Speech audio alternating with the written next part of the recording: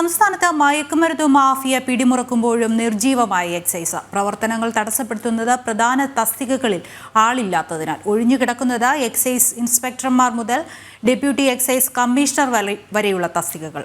അധിക ജോലിഭാരത്തിൽ മനംമടുത്ത ഉദ്യോഗസ്ഥർ. വിവരങ്ങളുമായി പ്രജിത് മോഹനുണ്ട്. പ്രജിത്ത്, എന്തൊക്കെയാണ് വിശദാംശങ്ങൾ?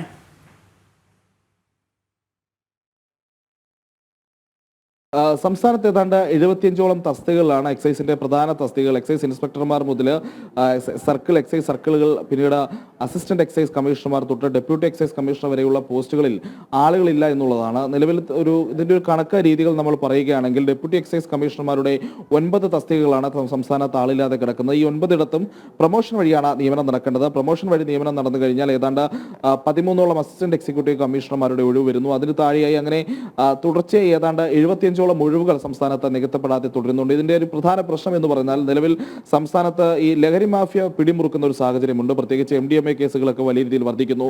സ്കൂൾ വിദ്യാർത്ഥികളടക്കം ലഹരി മാഫിയ സംഘത്തിന്റെയൊക്കെ പിടിയിലാക്കുന്ന സാഹചര്യം, അതുമായി ബന്ധപ്പെട്ട നിരവധി വാർത്തകൾ പുറത്തു വരുന്ന സാഹചര്യം. അപ്പോൾ ഇതെല്ലാം കോർഡിനേറ്റ് ചെയ്യുകയും ഇതുമായി ബന്ധപ്പെട്ടുള്ള പ്രതിരോധ നടപടികൾ സ്വീകരിക്കുകയും കേസുകൾ രജിസ്റ്റർ ചെയ്യുകയും തുടങ്ങിയിട്ടുള്ള വിവിധ നടപടികൾ സ്വീകരിക്കേണ്ട ഉദ്യോഗസ്ഥർ സംസ്ഥാനത്ത് വളരെ കുറവാണെന്നുള്ളതാണ്. കാരണം ഈ പ്രത്യേകിച്ച് എക്സൈസ് ഇൻസ്പെക്ടർമാരുടെ ഒരു കണക്കെടുക്കുമ്പോൾ ഏതാണ്ട് 32ഓളം തസ്തികകളിലാണ് ഈ രീതിയിൽ നിയമനം നടക്കേണ്ടത്.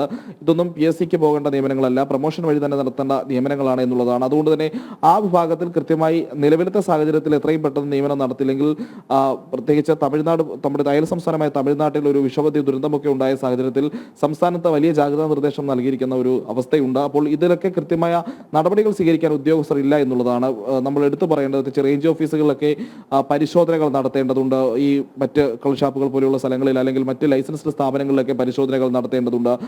മറ്റിടങ്ങളിൽ കേസുകൾ NDPS ആക്ട് പ്രകാരമുള്ള കേസുകൾ രജിസ്റ്റർ ചെയ്യുകയും അവയിൽ അന്വേഷണം നടത്തുകയും ചെയ്യേണ്ടതുണ്ട്. അങ്ങനെ വലിയ രീതിയിലുള്ള ഉദ്യോഗസ്ഥക്ഷാമം എക്സൈസിന്റെ പ്രവർത്തനങ്ങളെ ആകെ ബാധിക്കുന്നുണ്ട്.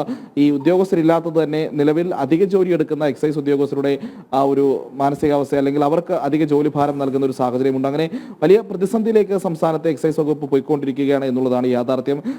ആദ്യഘട്ടത്തിൽ ഇലക്ഷൻ അടക്കമുള്ള കാര്യങ്ങൾ ചൂണ്ടിക്കാട്ടി നേരത്തെ ഈ നിയമനം നടക്കാത്തതുമായി ബന്ധപ്പെട്ടിട്ടുള്ള കുറച്ച് വിശദീകരണമൊക്കെ സർക്കാർ നൽകിയിരുന്നു. പക്ഷേ നിലവിലത്തെ സാഹചര്യത്തിൽ അത്തരം ഒരു പ്രതിസന്ധി ഇല്ല എന്നുള്ളതാണ്. പക്ഷേ സാമ്പത്തിക പ്രതിസന്ധിയാണ് ഇത്തരത്തിൽ എക്സൈസ് ഉദ്യോഗസ്ഥന്മാരുടെ പ്രൊമോഷൻ അടക്കമുള്ള നടപടികൾ ഇങ്ങനെ തടഞ്ഞു വെച്ചിരിക്കുന്നത് എന്നുള്ളതാണ് എക്സൈസിൽ തന്നെയുള്ള ഒരു പൊതുവികാരം. എത്രയും പെട്ടെന്ന് സർക്കാർ ഈ വിഷയത്തിൽ ഇടപെടുകയും നടപടി സ്വീകരിക്കുകയും ചെയ്തില്ലെങ്കിൽ വരും ദിവസങ്ങളിലും എക്സൈസിന്റെ പരിശോധനകളും അവരുടെ പ്രവർത്തനങ്ങളും നാമമാത്രമായി ചുരുങ്ങാനുള്ള എല്ലാ സാധ്യതകളും സംസ്ഥാനത്ത് നിലനിൽക്കുന്നുണ്ട്. ദൃശ്യ